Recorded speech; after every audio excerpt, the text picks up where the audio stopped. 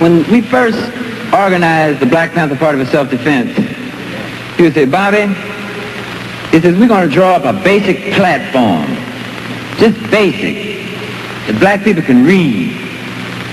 He says, we don't want to go real elaborate with all these essays and dissertations and all this stuff, because the brother going to look at that and he say, man, I ain't got time for that. I got to go see what I can do for myself. He said, just a basic platform that the mothers who struggle hard to raise us, that the fathers who worked hard, that the young brothers in school who come out of school semi-illiterate. He would say, we want freedom, we want power to determine the destiny of our black community. Full employment for our people. Number 3, we want housing fit, decent housing fit for shelter of human beings. Number 4, we want all black men to be exempt from military service. Number 5,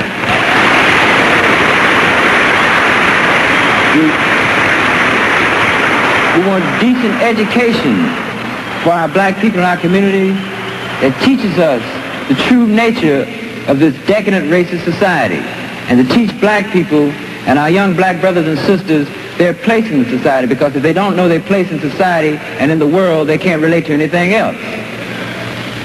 Number 6, we want an end to the robbery by the white racist businessmen of black people and black people in their communities. Number 7, we want an immediate end to police brutality and murder of black people.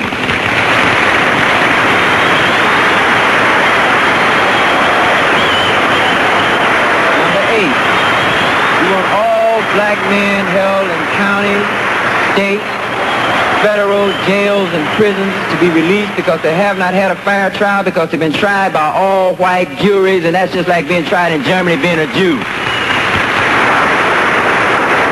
Number 8, we want black people, number 9, when brought to trial, to be tried by members of their peers.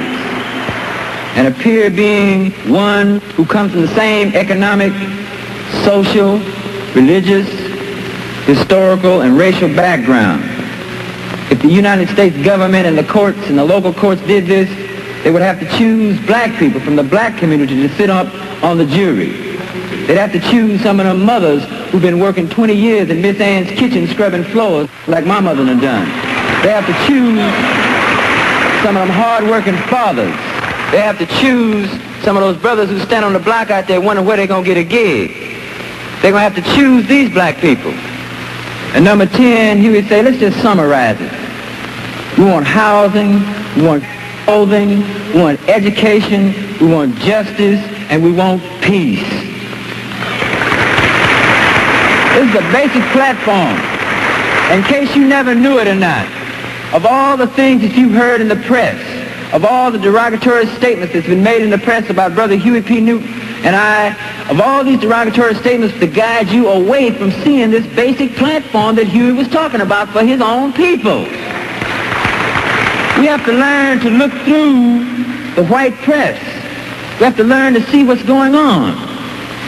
Now, out of this platform, Huey P. Newton realized that it was necessary for us to start working on these points, these 10 points practically. Remember number 7? We want an immediate end to police brutality and murder of black people. This is very, very important.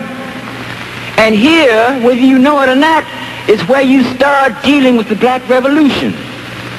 When Huey says every black man put a shotgun in your home, and once we let the man know, say, look, we armed from block to block, and we're going to patrol you from our windows. And we're not going to have you brutalizing none of our people in the streets. Do you realize what kind of power black people have then? Because you begin to neutralize that police force, because them cops going to start riding shaky and scared.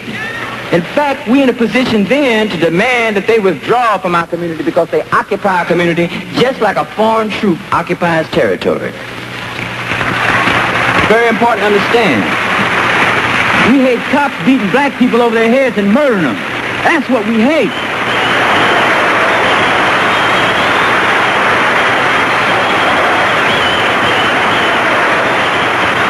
If you got enough energy to sit down and hate a white person just because of the color of his skin, you wasted a lot of energy. You better take that same energy and put it in some motion out there and start dealing with those oppressive conditions, and you're going to find out just what you hate and what you're going to stop.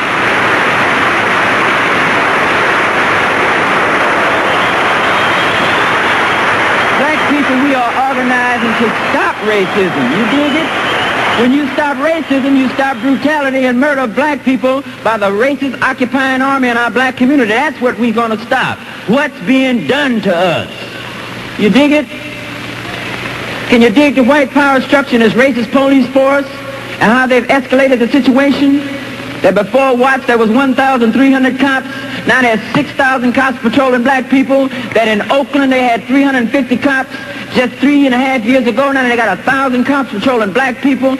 San Francisco's doubled its police force. And every area, major metropolis where black people live all across this country, they've doubled, tripled, and quadrupled their police force, equipped them with tanks, all kinds. We got to stop it, brother. Let's get together and unify.